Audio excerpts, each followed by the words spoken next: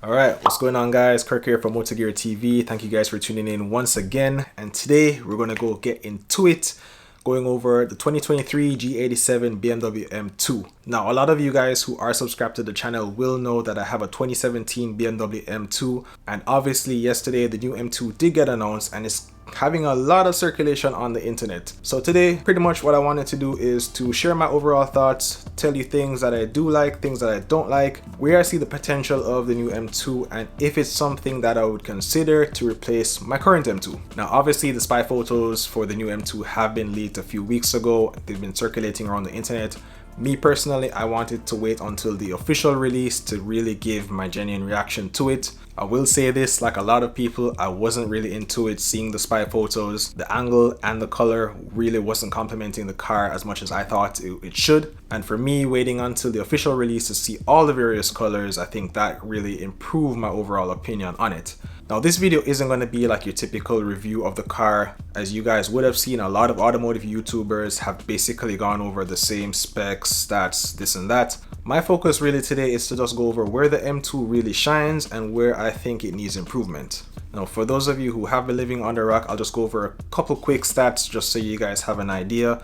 The 2023 BMW M2 is set to release in April next year. It's going to have a base price of $63,000 if you can get it for that without the markups. And if we're being specific, that's about a $3,300 increase over the previous M2 competition. But even with that price increase, I still think it's a great value as compared to a base M4. Now, a couple other quick stats. It's actually going to be 4 inches longer, 1.3 inches wider, and it's going to actually sit 0.3 inches lower. Now, I am going to get to why that is a good improvement in a bit. In addition to that, it actually is a little bit heavier, unfortunately, 250 pounds to be exact. Now, this is something I think probably has to do with the overall redesign, including the new engine. Just so you guys know, this does come with the S58 motor, which has been a very good staple so far in the BMW M lineup. Very reliable, has a lot of performance potential, and overall just a really great engine, especially from the M powerhouse.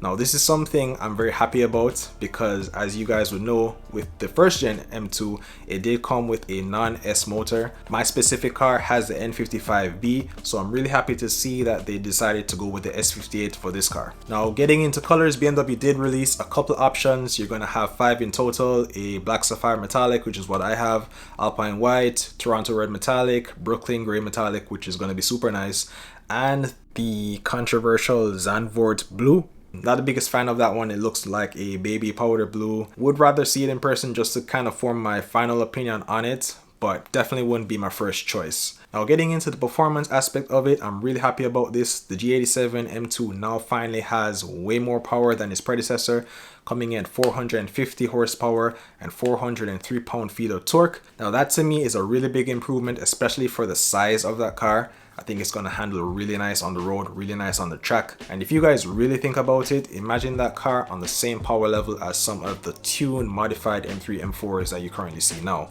If some of those cars are doing low 10s, mid 9s, trust me, there's a lot of potential for it. Now, getting into some of the things I do like, I will say I am very impressed with a lot of features that it does have, especially from factory.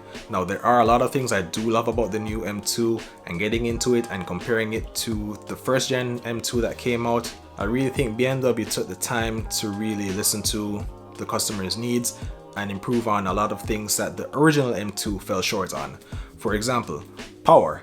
Now, obviously, for the folks that own the OG M2 know that power delivery was not a big selling point for that car. The M2 competition was a way better option if power delivery was going to be your main goal. Now, I am happy with the power increase and also the potential it has to increase that further on. It's going to be really great to look forward to.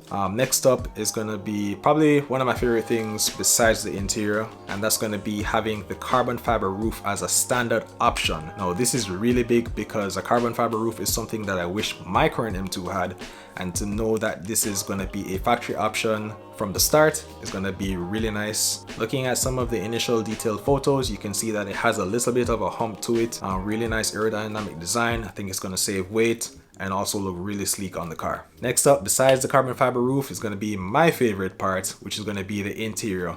Now the OG M2 owners will rejoice in this because guys, finally we have a modern interior. This means carbon fiber buckets, LED interior lighting, full LED display, and a host of other options. On the inside, based on what I've seen so far, it seems like you will have the option to again do the carbon fiber bucket seats.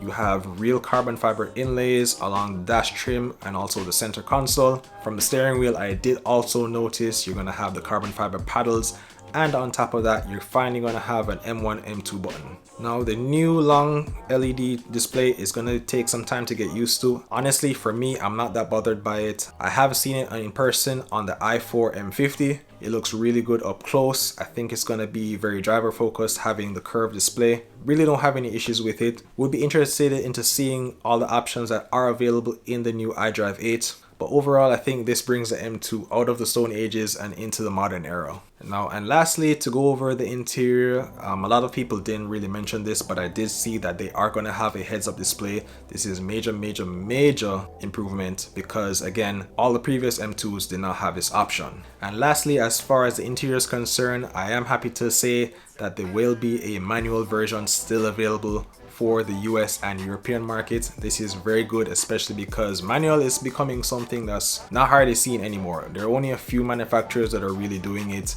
I think BMW and Porsche, just to name a few. I think having a manual, especially in the M2, which is supposed to be a fun driver's car, really enhances the overall experience. I think a lot of owners are going to be very happy to know that this is still an option. The 8-speed automatic seems to be pretty good. Personally, I would have preferred a DCT option, but obviously because of cost and a few other factors, they weren't able to do that. The ZF 8-speed is a pretty good transmission. It does handle way more torque than the DCT ever could, and obviously the cost savings, I think, was a better option for BMW to go forward with. Now, as far as performance features, I will say and highlight that things that I do like the upgraded 6-piston calipers that come standard. You can either get them in a red or blue finish, really nice. I think they should be really good, especially for those of you who like to track the cars. The previous brake setup on the OG M2 with a 4-piston caliper, it was good, but it wasn't as great on track from what I hear. A lot of owners really complained about that. The big brake setup that came in the M2 competition was a way better option, I think, for those of you who like to track your cars. So having this as standard, again, thumbs up. And lastly, I did want to highlight that the M2 will now have adaptive suspension. Now, this is something that we didn't see on previous M2 models, so having this as an option now, so you can basically have different comfort levels whether you're on the street or whether you're on the track. I think this is a really good improvement. And again, I know I've said this before, but having the S58 as a power plant, I think is going to be a really significant detail, especially once we get into tuning the car.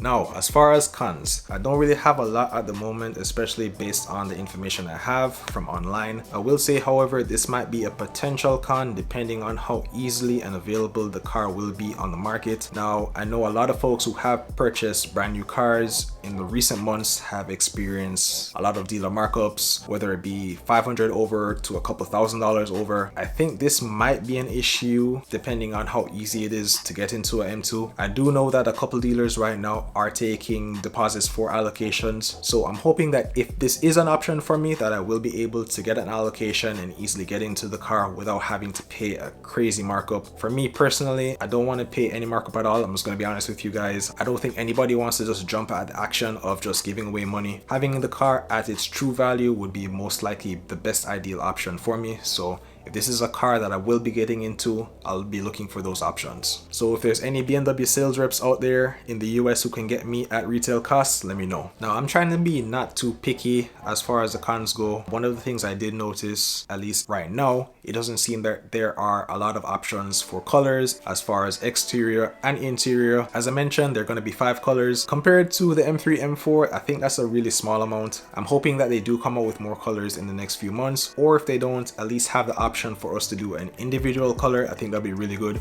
Same thing with the interior as well. From the pictures, we've only seen a black interior for the carbon seats. I haven't seen any option for the comfort seats as yet, so it would be nice if they gave us a few options just like how they gave us for the G80 and G82. And I think the last 3 issues I'm going to point out, which I think a lot of people have pointed out already, is just that rear bumper.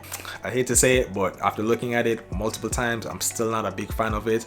However, I will say I am warming up to the new looks quicker than I did when I first saw the new M3 M4. Honestly guys, I don't know who in their right mind thinks that the current M3 M4 was a way better looking car than the front of the M2. Personally, I think it's fine.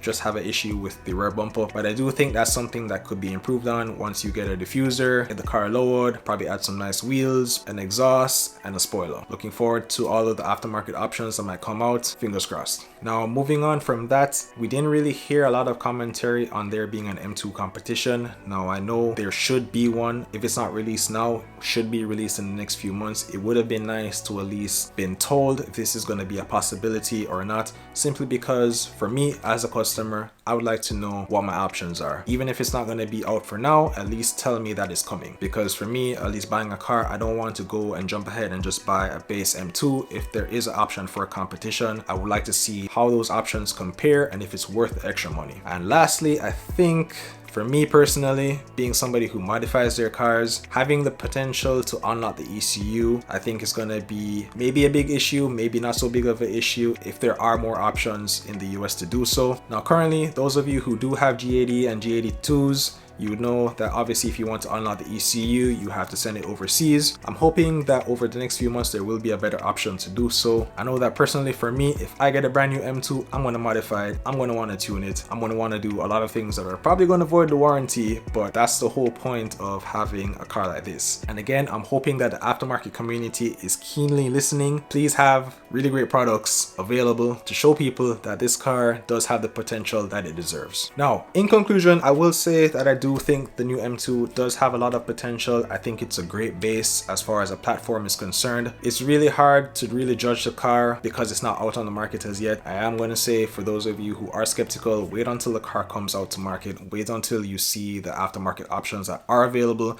and wait till you see people like us customize them. I don't think there's any one car that's just going to be great out of the box. I think there are cars out there that have a lot of good characteristics, and I do think there are cars out there that do need improvement. For me personally, and I think this is what BMW had in mind, is that this car is meant to be a fun M driver's car. That's really what it was meant to do. That's really what it was meant to be.